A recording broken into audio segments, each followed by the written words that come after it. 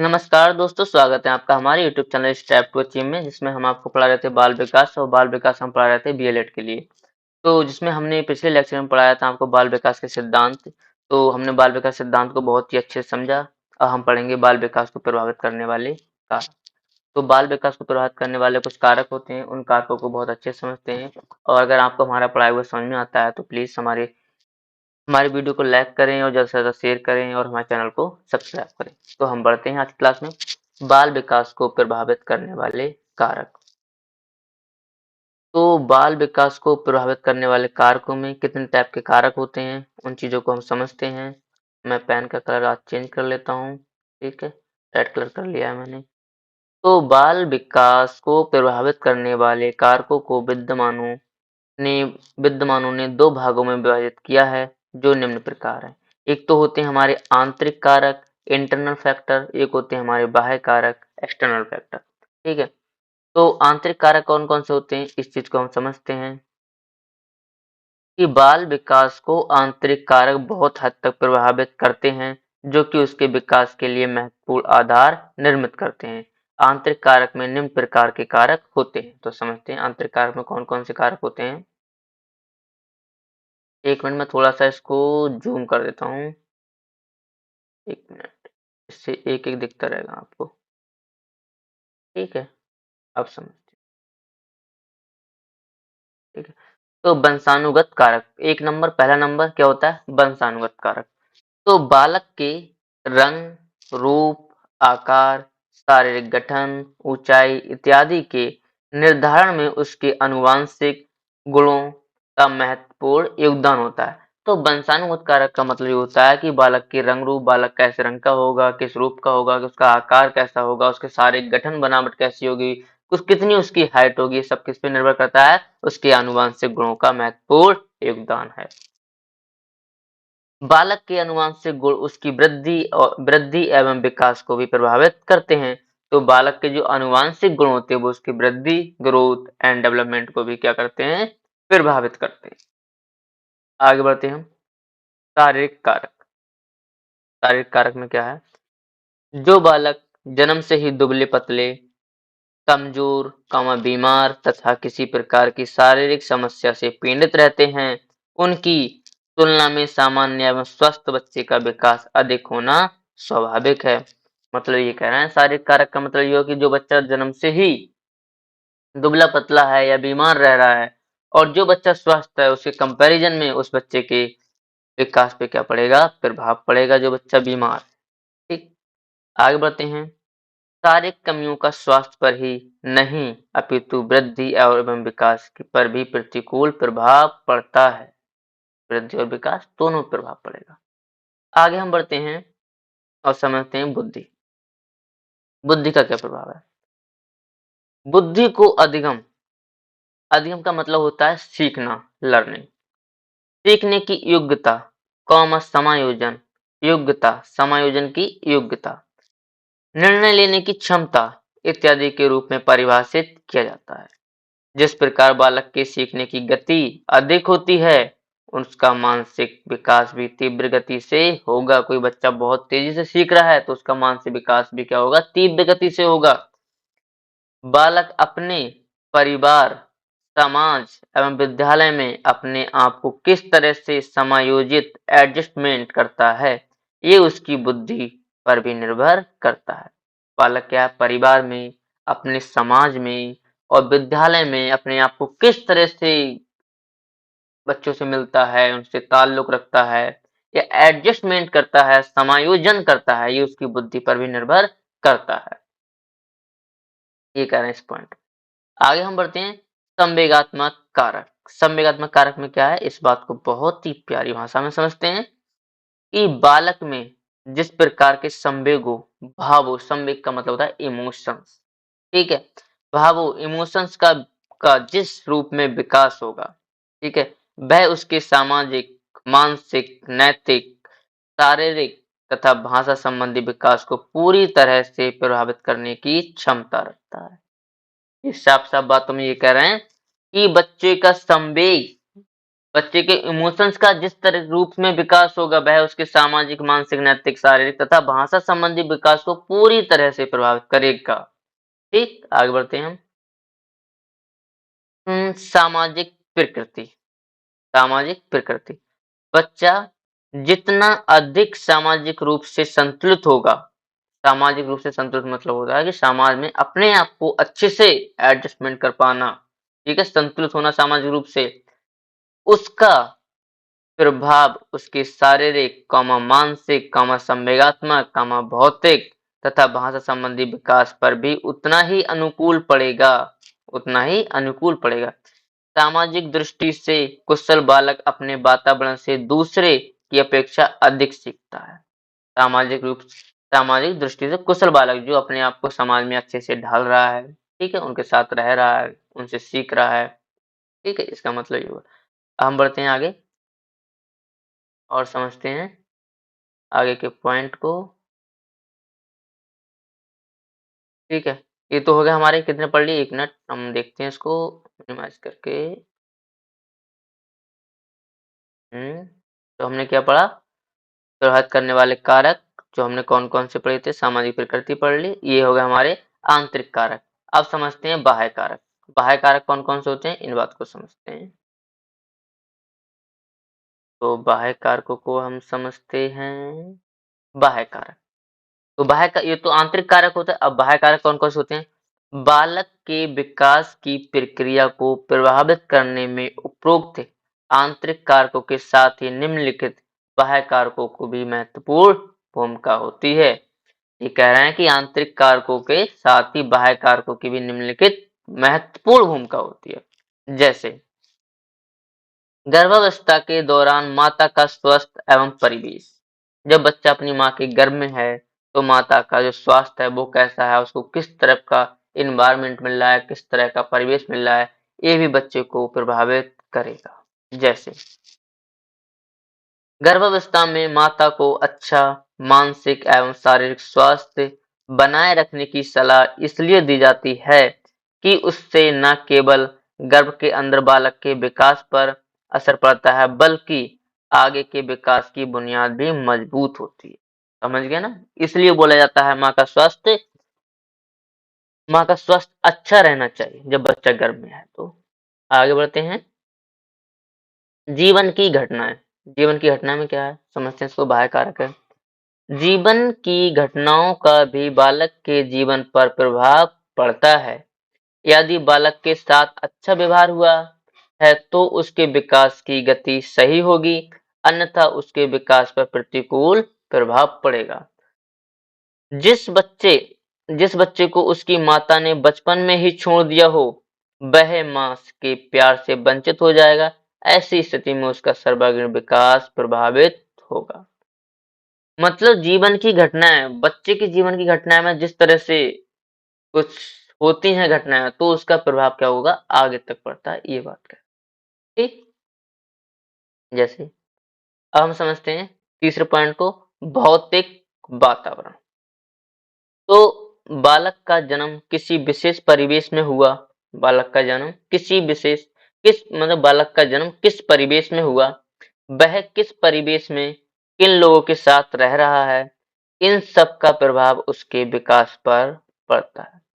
तो क्या है, भौतिक वातावरण का ये मतलब होता है बालक का जन्म किस परिवार में हुआ है, ठीक है, किस परिवेश में हुआ है, किस तरह के एनवायरनमेंट में हुआ है, वह किस परिवेश में किस एनवायरनमेंट में लोगों के साथ रह रहा है, इन सब का प्रभाव बच्चे के विकास पर पड़ता है। अच्छे लोगों के साथ रह रहा है तो अच्छा प्रभाव पड़ेगा, बुरे लोगों के साथ रह रहा है तो बुरा प्रभाव पड़ेगा।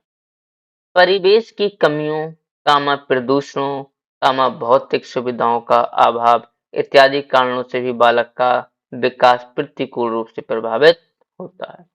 इसकी कमी है उसको तो क्या प्रभाव पड़ेगा उसका, ठीक है। ये क्या होते हैं, भौतिक कारक।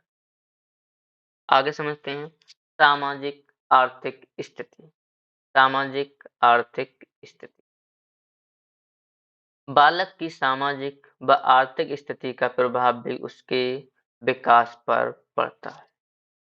निर्धन परिवार के बच्चे को विकास के अधिक अवसर उपलब्ध नहीं होते हैं। अच्छे विद्यालय में पढ़ने, सांस्कृतिक कार्यक्रमों में भाग लेने इत्यादि का अवसर आर्थिक रूप से कमजोर बच्चों को नहीं मिलता है। इसके कारण उनका विकास संतुलित नहीं होता है। शहर के अमीर बच्चों को गांव के गरीब बच्चों की तुलना में बेहतर सामाजिक एवं सांस्कृतिक वातावरण मिलता है। समझ गए इस बात को? आगे बढ़ते हैं। जिसके कारण उनका मानसिक एवं सामाजिक विकास स्वाभाविक रूप से अधिक होता है। समझ गए? अब बढ़ते हैं। अच्छा, अब ये तो हमने पढ़े, आंतरिक कारक पढ़ लिए, बाह्य कारक पढ़ लिए, बाल विकास को प्रभावित करने वाले हमने कारक पढ़ लिए। अब समझते हैं बाल विकास के सिद्धांतों का महत्व क्या है, आखिर हमें क्यों पढ़ने चाहिए। इन सारी बातों को बहुत ही अच्छे से समझते हैं। जैसे बाल विकास के सिद्धांतों के ज्ञान के फलस्वरूप शिक्षकों को बालकों की स्वभावगत विशेषताओं, रुचियों एवं क्षमताओं के अनुरूप सफलतापूर्वक अध्यापन में सहायता मिलती है। निचली कक्षाओं में शिक्षण की खेल पद्धति मूल रूप से वृद्धि एवं विकास के मनोवैज्ञानिक सिद्धांतों पर आधारित है। आगे बढ़ते हैं कि बाल विकास के सिद्धांतों से हमें ये जानकारी मिलती है कि विकास की किस अवस्था में बालकों में सीखने की प्रवृत्ति, इधर देखते हैं, किस प्रकार की होती है। ये उचित शिक्षण विधि अपनाने में शिक्षकों की सहायता करता है। तो क्या समझे इस पॉइंट से? फिर से समझाता हूं मैं। देखो, बाल विकास के सिद्धांतों में हमें ये जानकारी मिलती है कि विकास की अवस्था में बालकों में सीखने की प्रवृत्ति, कि जब बच्चे का विकास हो रहा है तो उसके सीखने की प्रवृत्ति किस प्रकार की है, किस तरह से बच्चा सीख रहा है, किस स्पीड से बच्चा सीख रहा है। तो क्या है, जब एक टीचर बच्चे को पढ़ाएगा तो बच्चे के बारे में उसको सब कुछ पता होगा, तो वह उचित शिक्षण विधि अपनाने में शिक्षकों की सहायता करता है। ठीक है, आगे बढ़ते हैं हम। सच करता है बालकों की वृद्धि और विकास के सिद्धांतों से बालकों की भविष्य में होने वाली प्रगति का अनुमान लगाना काफी हद तक संभव हो जाता है। तुम अनुमान लगा सकते हो बच्चे के भविष्य में होने वाली प्रगति किस रूप से होगी। ठीक, इस तरह बाल विकास के सिद्धांतों की जानकारी बालकों के मार्गदर्शन, परामर्श एवं निर्देशन में सहायक होकर उनके भविष्य निर्माण में प्रमुख भूमिका निभाती है। आगे बढ़ते हैं। वृद्धि और विकास की सभी दिशाएं अर्थात विभिन्न पहलू जैसे मानसिक विकास, शारीरिक विकास, संवेगात्मक विकास और सामाजिक विकास आदि परस्पर एक दूसरे से संबंधित हैं। समझ गए? आपका मानसिक विकास किस रूप से हो रहा है, शारीरिक विकास किस रूप से हो रहा है, संवेगात्मक विकास किस रूप से हो रहा है, सामाजिक विकास किस रूप से होता है, ये क्या है, सब एक दूसरे से संबंधित हैं। अगर आपके मानसिक विकास पे कुछ फर्क पड़ता है, कुछ दिक्कत होती है मानसिक, तो आपके शारीरिक विकास पे भी उसका इफेक्ट प्रभाव पड़ेगा। सामाजिक विकास में अगर समाज में कुछ भी गड़बड़ होता है, आपके ऊपर उसका प्रभाव पड़ेगा, तो आपका विकास, उसका प्रभाव आपके मानसिक विकास पर भी पड़ेगा। आपके इमोशन से कुछ गड़बड़ होती है, कुछ भी होता है, तो आपका विकास संपूर्ण रूप से उस पे प्रभावित करेगा। मानसिक विकास पे भी प्रभावित करेगा, शारीरिक विकास पे भी प्रभावित करेगा। ठीक है? इस बात का ज्ञान शिक्षकों और अभिभावकों को बालक के सर्वांगीण विकास पर ध्यान देने के लिए प्रेरित करता है। समझ गए अच्छे से? मैं आशा करता हूँ आप बहुत अच्छे से समझ रहे होंगे।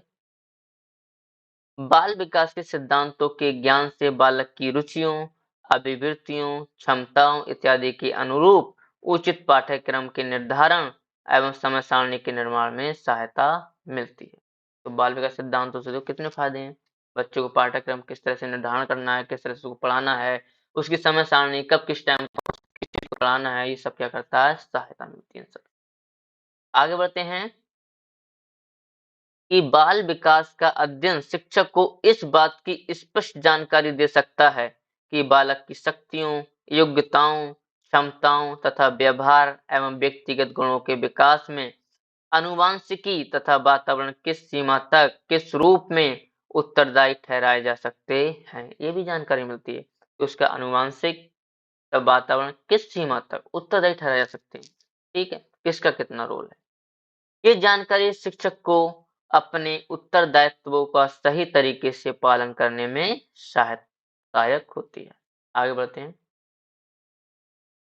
सहायक होती है। यदि शिक्षार्थी कक्षा में पढ़ने में रुचि नहीं ले रहा है, कोई भी शिक्षार्थी है, कक्षा में पढ़ने में रुचि नहीं ले रहा है, तो अध्यापक को उस विद्यार्थी की रुचि के अनुसार अथवा अपने विषय के अनुसार रुचिपूर्ण बातों को बताना चाहिए। इससे शिक्षार्थी में पढ़ने की प्रति जिज्ञासा उत्पन्न होती है। आप जिस विषय को पढ़ा रहे हैं, अगर बच्चा उसमें रुचि नहीं ले रहा है, तो क्या करें आप रुचिपूर्ण अच्छी-अच्छी बातें उसी विषय से रिलेटेड उस बच्चे को बताइए। इससे शिक्षार्थी में पढ़ने की प्रति जिज्ञासा उत्पन्न होती है। आगे बढ़ते हैं अब हम। आगे और क्या है, अब हम समझते हैं। ये तो हो गया, क्यों सिद्धांतों को पढ़ना चाहिए, ये पढ़ लिया हमने। अब समझा बाल मनोविज्ञान। इसको थोड़ा समझ लेते हैं कि बाल मनोविज्ञान क्या है। बाल मनोविज्ञान मनोविज्ञान की एक शाखा है जिसके अंतर्गत बालकों के व्यवहार, स्थितियों, समस्याओं तथा उन सभी कारणों का अध्ययन किया जाता है जिनका प्रभाव बालक के व्यवहार एवं विकास पर पड़ता है। इसके अंतर्गत बालकों के जन्म से लेकर बाल्यावस्था तक का अध्ययन किया जाता है। तो बाल मनोविज्ञान क्या है, हमने आपको समझा दिया कि जन्म से लेकर बाल्यावस्था तक अध्ययन किया जाता है। आगे बढ़ते हैं और समझते हैं इसको थोड़ा सा और अच्छे से।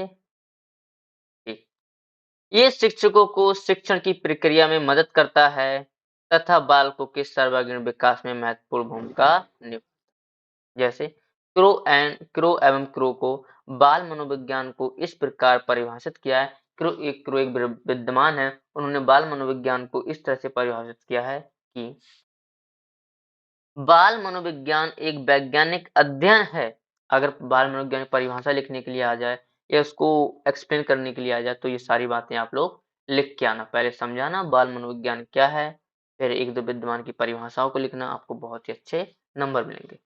ठीक है, जिसमें बालक के जन्म के पूर्व काल से लेकर, बच्चा जब अपनी माँ के पेट में होता है, ये तब की बात है, जन्म नहीं हुआ है उससे पहले की बात कर, जन्म के पूर्व काल से लेकर उसकी किशोरावस्था तक का अध्ययन किया जाता है। ठीक है, बढ़ते हैं आगे। एक थॉमसन के अनुसार क्या कह रहे हैं, थॉमसन कह रहे हैं कि बाल मनोविज्ञान सभी को एक नई दिशा में संकेत करता है यदि उसे उचित रूप में समझाया जा सके तथा उसकी उचित समय पर उचित ढंग से विकास हो सके, तो हर बच्चा एक सफल व्यक्ति बन सकता है। समझे? उचित रूप में समझा जा सके तथा उसका उचित समय पर उचित ढंग से विकास हो, तो हर एक बच्चा सफल व्यक्ति बन सकता है। थोड़ा सा और समझ लेते हैं, थोड़े से पॉइंट इसमें और है। बाल मनोविज्ञान की उपयोगिता एवं महत्व, बाल मनोविज्ञान की उपयोगिता एवं महत्व। ठीक है, बाल मनोविज्ञान की उपयोगिता एवं महत्व को निम्न प्रकार से समझाया जा सकता है। अब बाल मनोविज्ञान उपयोगिता क्यों है, इसका महत्व क्या है, इसको समझ लेते हैं थोड़ा सा। ये सारी बातें आपके लिए बहुत जरूरी हैं। ठीक है, बाल मनोविज्ञान के द्वारा बालकों के स्वभाव एवं विकास को समझने के बाद उनको शिक्षित करने की प्रक्रिया सरल हो जाती है। कि बाल मनोविज्ञान के द्वारा आपने बालकों के स्वभाव को समझ लिया, उसके विकास को समझ लिया, किस तरह से विकास हो रहा है, किस तरह से उसका स्वभाव है, तो उनको शिक्षित करने की प्रक्रिया क्या हो जाती है, सरल हो जाती है। आगे बढ़ते हैं। बाल मनोविज्ञान बालकों के व्यक्तित्व विकास को समझने में सहायक होता है। बच्चों को समय-समय पर डायरेक्शन की आवश्यकता होती है। इस निर्देशन के द्वारा ही बालकों में उनकी रुचियों के अनुरूप विभिन्न कौशलों का विकास किया जा सकता है। कि अगर आपने बालकों के व्यक्ति विकास को समझने में सहायक होती है, या बाल मनोविज्ञान बच्चों को समय-समय पे आपको डायरेक्शन देनी पड़ती है। ठीक है, इस निर्देशन के द्वारा ही बालकों में उनकी रुचियों के अनुरूप कौशलों का विकास किया जा सकता है। बाल मनोविज्ञान की सहायता के बिना बाल निर्देशन संभव नहीं है, तो बच्चों को समझना पड़ेगा, तभी आप उसको निर्देशन दे पाएंगे, सही दिशा में डायरेक्शन दे पाएंगे। बाल मनोविज्ञान की सहायता से बालकों के व्यवहार के अध्ययन के बाद विद्यालय एवं घर के वातावरण को बच्चों के अनुकूल उपयुक्त बनाने में सहायता मिलती है। अगर आप बच्चों को समझ जाएंगे तो विद्यालय में एक अच्छा वातावरण दे पाएंगे, घर में एक माता पिता अच्छा वातावरण बना पाएंगे। आगे बढ़ते हैं कि बाल मनोविज्ञान बालकों के व्यवहार एवं उसके कारणों के बारे में बताता है, इसलिए बालकों की आदतों एवं व्यवहार में सुधार करने में इसकी प्रमुख भूमिका होती है। बाल मनोविज्ञान के जरिए बालक के व्यक्तित्व का अध्ययन कर उसके भविष्य के बारे में बताया जा सकता है एवं आवश्यकता पड़ने पर उसे बेहतर भविष्य के लिए सलाह दी जा सकती है। तो बाल मनोविज्ञान के द्वारा तो कितने-कितने फायदे हैं, इन सब बातों को आप अच्छे से समझ गए होंगे, मैं ऐसी उम्मीद करता हूँ। और अगर आपको कुछ भी समझ में नहीं आया तो प्लीज़ कमेंट में ज़रूर बताइए, कमेंट करिए। अगर आपको हमारा पढ़ाई हुआ समझ में आता है तो प्लीज़ वीडियो को लाइक करें, शेयर करें और हमारे चैनल को सब्सक्राइब करें। धन्यवाद।